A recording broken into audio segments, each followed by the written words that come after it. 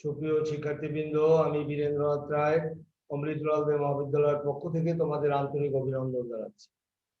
আজকে তোমাদের সামনে উপস্থিত হয়েছি এইচএসসি ক্লাসের আইসিটি বইয়ের আমাদের পঞ্চম অধ্যায়ের একটি প্রোগ্রাম নিয়ে। এই পঞ্চম অধ্যায়টি হচ্ছে আমাদের সি প্রোগ্রামিং চ্যাপ্টার। এই সি প্রোগ্রামিং চ্যাপ্টার থেকে তোমাদের আজকের যে ক্লাসটি নেব সেটি হচ্ছে মূলত একটা বছর লিপি ইয়ার কিনা সেটা নির্ণয় করার জন্য একটি প্রোগ্রাম তৈরি করে তোমাদের দেখাবো। তো এই একটা বছর লিপি ইয়ার কিনা সেটা নির্ণয় করার জন্য আমরা দুটো পদ্ধতি অনুসরণ করতে পারি। প্রথম পদ্ধতি হচ্ছে যে একটি বছর লিপি ইয়ার কিনা সেটা নির্ণয় করার জন্য প্রথমে আমরা একটা বছরকে 400 দিয়ে ভাগ দেব। একটা বছরকে যদি আমরা 400 দিয়ে ভাগ দেই তাহলে দেখা যাবে যে সেটা যদি ভাগশেষ শূন্য হয় তাহলে আমরা বলতে পারবো যে বছরটি লিপি ইয়ার। কিন্তু এই কথাটা যদি সত্যি না হয়, এটি যদি মিথ্যা হয়, তাহলে আমরা একটা বছরকে আবার 100 দিয়ে ভাগ দেব। 100 দিয়ে ভাগ দিলে পরে যদি আমাদের ভাগশেষ শূন্য হয় তাহলে বছরটি লিপি ইয়ার নয়। যদি এটাও মিথ্যা হয় তাহলে আমরা একটা বছরকে সর্বশেষে 4 দিয়ে ভাগ দেব। 4 দিয়ে ভাগ দিলে পরে যদি ভাগশেষ আমাদের শূন্য হয় তাহলে আমরা বলবো যে বছরটি একটি লিপি ইয়ার। তারপরে এবারে এই যে সর্বশেষ শর্তে এসে আমরা বলেছি যে 4 দিয়ে ভাগ দিলে যদি ভাগশেষ শূন্য হয় তাহলে বছরটি লিপি ইয়ার। কিন্তু যদি শূন্য না হয় তাহলে আমরা সর্বশেষে লিখবো যে বছরটি লিপি ইয়ার নয়। তাহলে আমরা এখন সেখানে চলে যাচ্ছি আমাদের প্রোগ্রামটি তৈরি করার জন্য। দেখো বোর্ডে আমরা এখানে তোমাদের লিখে দিচ্ছি প্রশ্নটি, যে দেখো একটি বছর লিপি ইয়ার কিনা, বছর লিপি ইয়ার কিনা, লিপি ইয়ার কিনা তা নির্ণয়ের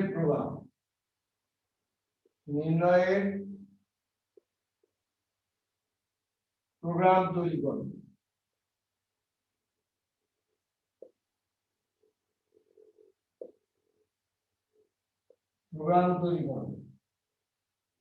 এ হলো আমাদের প্রশ্ন। তো এই প্রশ্নটির জন্য আমরা এখন যে লাইনটি প্রথম লিখব সেটির নাম হলো কমেন্ট সেকশন বা ডকুমেন্টেশন সেকশন। এই কমেন্ট সেকশন লিখতে হলে আমাদের স্ল্যাশ দিয়ে এরকম স্টার চিহ্ন দিতে হবে। এই স্টার চিহ্ন দিয়ে এখানে আমি লিখব যে এখানে যা ইচ্ছা তাই আমরা লিখতে পারি, কিন্তু আমরা এই যে বাংলাটা লিখেছি এটার ইংরেজি রূপটা আমরা লিখব। তো এখানে লিখব ডিটারমাইন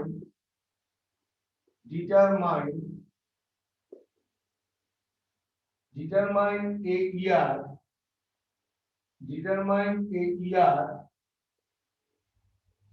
is leap year এই ইংরেজিটা আমরা লিখে রাখলাম।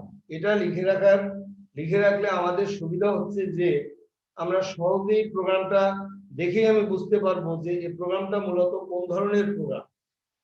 তো আমরা লিখে রাখলাম, এখানে স্টার দিয়ে আবার স্ল্যাশ করতে হবে।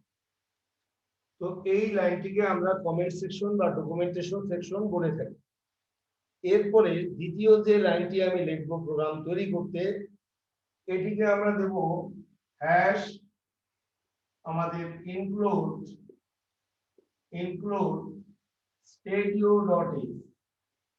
stadio.h। এখানে এই যে stadio.h এটি একটি ফাইল। এই ফাইলটিকে আমরা প্রিন্সিপাল ফাইল বা প্রধান ফাইল বলতে পারি। টোটাল এই যে লাইনটি আমি লিখেছি এটিকে বলা হয় লিঙ্ক সেকশন। এই লিঙ্ক সেকশন বলার উদ্দেশ্য হলো এই যে আমাদের এই যে stadio.h এর অর্থ হলো standard input output header file. Standard input output header file. এই ফাইলের সাথে বিভিন্ন ফাংশনের আমাদের লিঙ্ক থাকে বা সম্পর্ক থাকে। এই যে ফাংশনগুলোর আমাদের এই ফাইলটির সাথে যে ফাংশনগুলোর সম্পর্ক থাকে, সেই ফাংশনগুলো হচ্ছে, মনে করো প্রিন্টএফ, এটি আউটপুট আমাদের প্রদান করে প্রিন্টএফ। এবারে হলো স্ক্যানএফ, এইগুলোর মধ্যে আমাদের এর ঘনিষ্ঠ লিঙ্ক থাকে বলে এই টোটাল লাইনটিকে আমরা লিঙ্ক সেকশন বলে থাকি। এবারে আমি তোমাদেরকে দেখাচ্ছি যে ল্যাঙ্গুয়েজ দিয়ে, সেটি হলো বোরল্যান্ড সি ডাবল প্লাস। এই বোরল্যান্ড সি ডাবল প্লাসের জন্য আমরা আরেকটি লিঙ্ক সেকশন আমরা এখন এখানে লিখব। সেই লিঙ্ক সেকশনটি হচ্ছে হ্যাশ ইনক্লুড conio.h। এই conio.h এটিও একটি ফাইল। এটিকে, এই ফাইলটি আমরা ব্যবহার করার উদ্দেশ্য হলো যে আমাদের কম্পিউটার যখন আমাদেরকে আউটপুট প্রদান করবে, তখন সেই আউটপুটটা ধরে রাখার জন্য, অর্থাৎ এই আউটপুটটার জন্য যে আমাদের তোমার পর্দাটি প্রদর্শন করবে, সেটি যাতে সঠিকভাবে প্রদর্শন করতে পারে, তার জন্য আমাদের এই conio.h দেয়া ভালো। তোমাদের বইয়ের মধ্যে এই conio.h ব্যবহার করেনি, সেক্ষেত্রে দেখা যাচ্ছে তারা আর একটা ল্যাঙ্গুয়েজ ইউজ করেছে, টার্বো সি ডাবল প্লাস বা অন্য আরেকটা ব্যবহার করতে পারে, কিন্তু বোরল্যান্ড সি ডাবল প্লাস এর জন্য আমাদের conio.h দেওয়াটা আমাদের জন্য উচিত। সেজন্য সকলকে বলবো যে আমরা এই সেকশনটিও আমরা ব্যবহার করব। এটিকেও আমরা লিঙ্ক সেকশন আমরা বলে থাকি। এই লিঙ্ক সেকশন বলার উদ্দেশ্য হলো conio.h এর সাথে আমাদের যেমন পর্দা পরিষ্কার করার জন্য আমরা clr scr এই ফাংশনটি ব্যবহার করে থাকি। এবারে প্রোগ্রামের কার্য আমাদের সম্পাদন করার নিমিত্তে আমরা গেস ব্যবহার করে থাকি, গেস ফাংশন। এই ফাংশনগুলোর সাথে এর ঘনিষ্ঠ লিঙ্ক থাকে বলে এই লাইনটিকেও আমরা লিঙ্ক সেকশন বলে থাকি। নেক্সট আমাদের হলো মেইন। আমরা এখানে ইন্টিজার মেইনও ব্যবহার করতে পারি বা মেইনও ব্যবহার করতে পারি, যেটা তোমাদের ইচ্ছা। ইন্টিজার মেইন যদি তুমি ব্যবহার করো, তাহলে আমাদেরকে রিটার্ন 0 করতে হয় শেষের দিকে। আমাদের আরেকটি কমান্ড লিখতে হয় রিটার্ন 0, আরেকটি স্টেটমেন্ট রিটার্ন 0 লিখতে হয়। এই মানে যদি আমরা ইন্টিজার মেইন ইউজ করি, আমি তোমাদেরকে ইন্টিজার মেইনের পরিবর্তে আমি দিচ্ছি শুধু মেইন। এই মেইন ফাংশনটি আমি ব্যবহার করেছি। এটিকে এরকম যখন ব্র্যাকেট তুমি দেবা দুটো, তখন তাকে উচ্চারণ করতে হবে মেইন ফাংশন। এই মেইন ফাংশন হলো একটা প্রোগ্রামের সবচেয়ে গুরুত্বপূর্ণ ফাংশন। আমাদের একটা প্রোগ্রামের মধ্যে বিভিন্ন ধরনের ফাংশন থাকে, এই ফাংশনগুলোর মধ্যে মেইন ফাংশনটি হচ্ছে সবচেয়ে গুরুত্বপূর্ণ ফাংশন। এই মেইন ফাংশনের অধীনে একটা প্রোগ্রাম তৈরি করতে যা যা দরকার, সেগুলো এই মেইন ফাংশনের অধীনে আমাদের থাকে। এটিকে আমরা প্রিন্সিপাল ফাইল বলে থাকি। তাইলে একটা প্রোগ্রামের প্রধান ফাইল হলো আমাদের stadio.h, একটা প্রোগ্রামের প্রধান ফাংশন হলো মেইন ফাংশন। এরপরে আমরা এরকম একটি সেকেন্ড ব্র্যাকেট দেব। এই সেকেন্ড ব্র্যাকেটটি হলো আমাদের স্টার্ট। এই স্টার্ট চিহ্নটি আমরা এরপরে দেব। এই দেওয়ার পরে এবারে আমাদের প্রোগ্রামের অন্যান্য কাজ আমাদের এখন শুরু করব। দেখো উপরের অংশটা আমার মুছে দেই ছোট বলে। এবারে আমাদের এই স্টার্ট করার পরে তাহলে সেকেন্ড ব্র্যাকেটটি হচ্ছে স্টার্ট।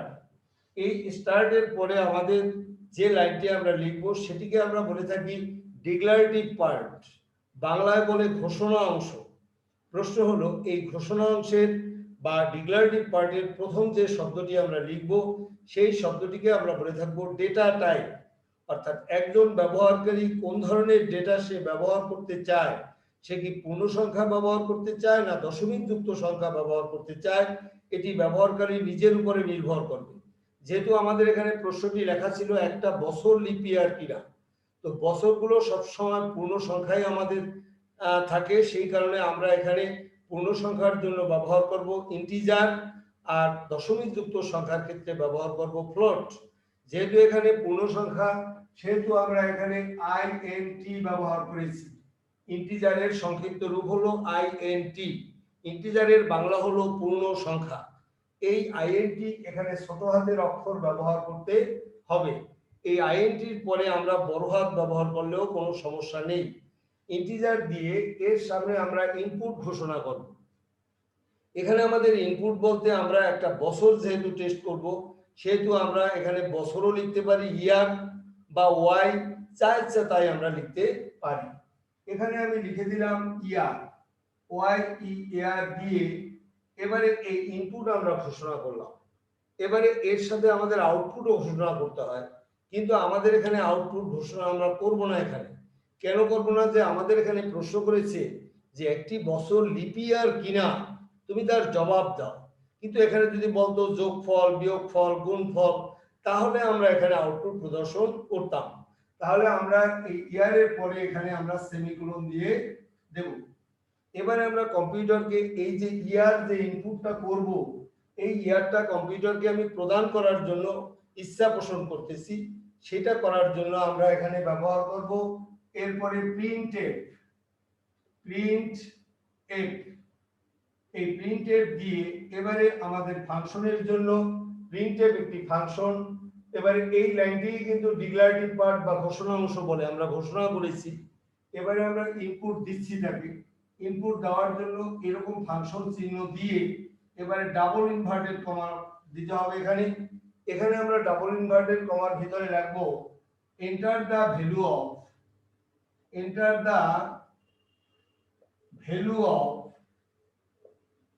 অফ ইয়ার।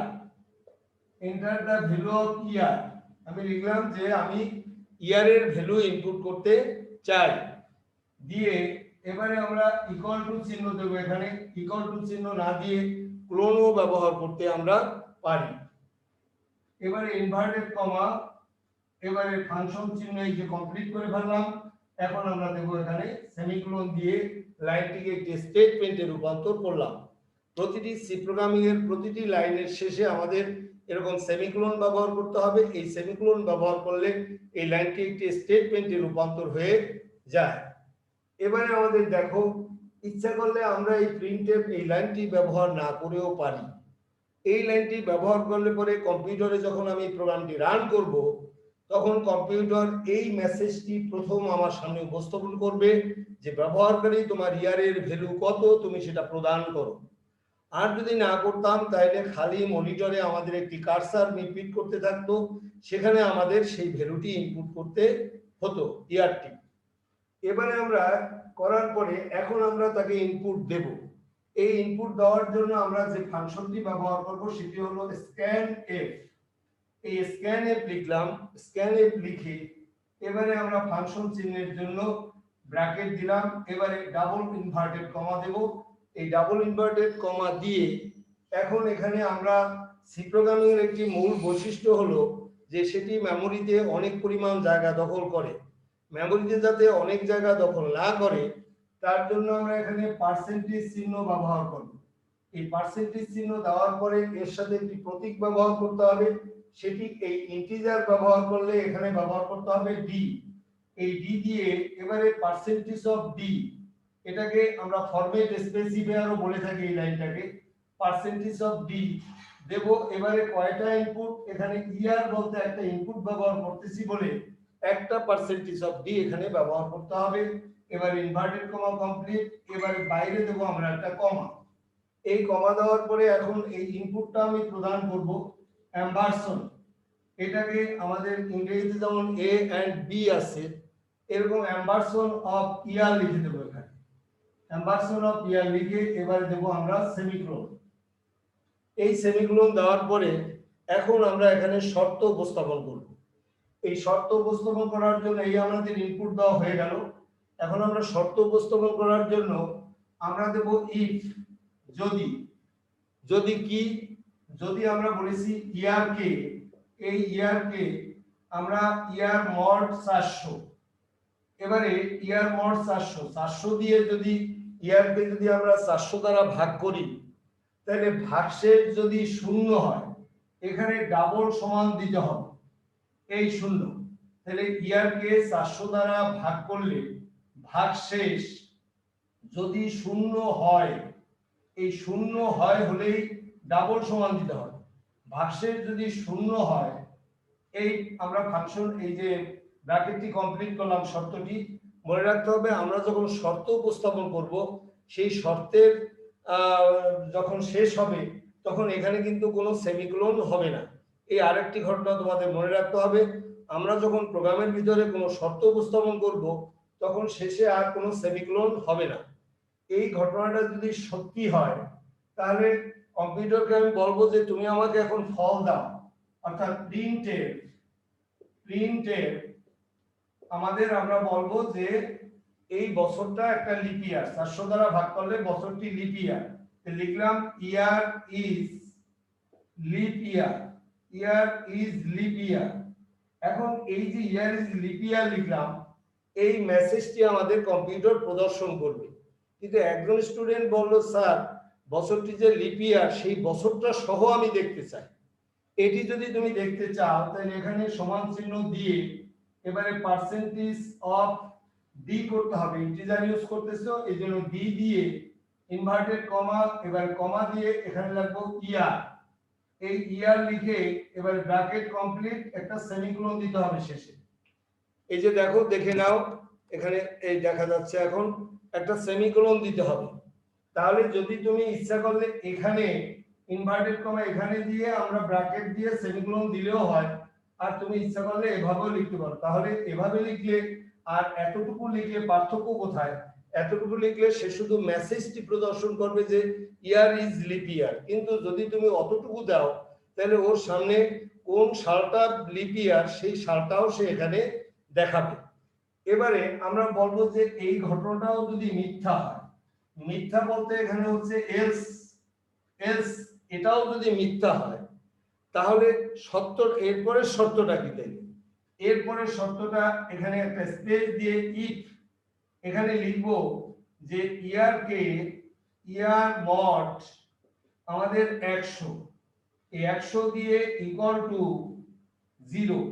এখন বলছি আমরা ইয়ারকে 100 দিয়ে ভাগ দিলে যদি ভাগশেষ, এই ভাগশেষ যদি শূন্য হয় তাহলে বছরটি লিপ ইয়ার নয়। এখন আমরা লিখবো প্রিন্টেড এই প্রিন্টেড দিয়ে year is not leap year, year is not leap year. এখন আমরা দেখতে চাই সেটা কোনটা, তখন পার্সেন্টেজ অফ ডি দিয়ে ইনভার্টেড কমা, এবার একটা কমা দিয়ে লিখবো এখানে ইয়ার। এই ইয়ার লিখে এবারে সেমিকোলন। তাহলে আমাদের বছরটি 100 দিয়ে ভাগ দিলে যদি ভাগশেষ শূন্য হয় তাহলে বছরটি লিপ ইয়ার নয়। এবারে আমাদের পরবর্তী শর্ত, এটা আমরা মুছে দেই। এখন এই ঘটনাটাও যদি মিথ্যা হয়, যেটা আমি লিখলাম এটাও যদি মিথ্যা হয়, মিথ্যা দ্যাট মিন্স এস দিলাম, এটিও যদি মিথ্যা হয় তাহলে পরবর্তী শর্ত কি? এবারে দেবো আমরা if year mod 4 equal to 0। যদি 4 দিয়ে ভাগ দেই তাহলে 4 দিয়ে ইয়ারকে ভাগ দিলে ভাগশেষ যদি শূন্য হয় তাহলে এবারে আমরা দেখাবো প্রিন্টেড ইয়ার ইজ লিপ ইয়ার, বললাম ইয়ার ইজ লিপ ইয়ার। দেখতে চাই আমরা percentage of D inverted comma এখানে লিখলাম আমরা ইয়ার দিয়ে সেমিকোলন। এবারে আমরা বলবো যদি এটাও মিথ্যা হয় অর্থাৎ এলস, এখন আমাদের তো আর কোনো শর্ত নেই। আমরা বলেছি 400 দিয়ে একবার ভাগ দেব, 100 দিয়ে ভাগ দেব, 4 দিয়ে ভাগ দেব, তাহলে আমাদের আর কোনো শর্ত নেই। কিন্তু একটা জিনিস মনে রাখতে হবে যে একটা প্রোগ্রামের ভিতরে যদি অনেকগুলো শর্ত থাকে, সেখানে প্রথম শর্তে আমরা ব্যবহার করেছি ইফ, তাহলে সর্বশেষ শর্তে আমাদের এলস ব্যবহার করতে হবে, এলস ইফ নয়। সে কারণে এলস আমরা এখন দেখলাম যে আমাদের আর কোনো শর্ত নেই, তাহলে সর্বশেষ শর্তের উপরে দুটি ঘটনা করতে হবে।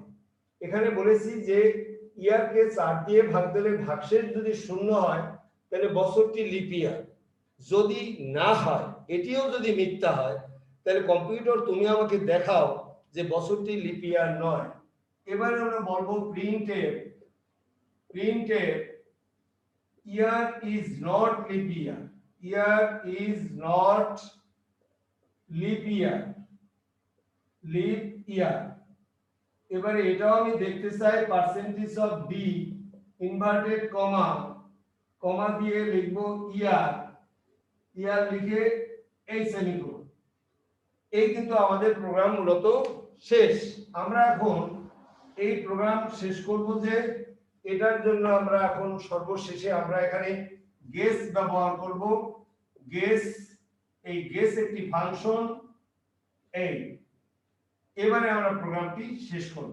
প্রশ্ন হলো আমরা যদি মেইনের জায়গায় ইন্টিজার মেইন ব্যবহার করতাম তাহলে এখানে আমাদের লিখতে হতো এই সেকেন্ড ব্র্যাকেটে শেষ করার আগে আমরা এখানে লিখতাম রিটার্ন 0। এই রিটার্ন 0 শব্দটি দিতাম। তাহলে কি হচ্ছে ইন্টিজার মেইন যদি ব্যবহার করতাম প্রথম মেইন না দিয়ে তাহলে আমাদের এইখানে এখন এই যে জায়গাটা এই যে সেকেন্ড ব্র্যাকেটটা দিছি তার আগে আমরা লিখতাম এখানে রিটার্ন 0। দেখো রিটার্ন 0 দিয়ে এই সেমিকোলন। দেন আমরা এই কাজটি শুধু করতাম যে সর্বশেষে আমরা এই গেসের পরে এই কথাটি আমরা লিখে দিতাম, তাতে আমাদের হয়ে যেত। তাহলে এইভাবে আমরা এই একটা বছর লিপ ইয়ার কিনা এটি আমরা এভাবে টেস্ট করব। সকলকে অনেক অনেক ধন্যবাদ। আমার এই ভিডিও যদি তোমাদের ভালো লাগে তাহলে এটাকে লাইক এবং সাবস্ক্রাইব করবে এবং প্রোগ্রামটি তোমরা সুন্দরভাবে দেখে এটাকে মনে রাখার চেষ্টা করবে। সকলকে অনেক অনেক ধন্যবাদ জানিয়ে আজকের ক্লাস তোমাদের এক্ষুনি শেষ করছি।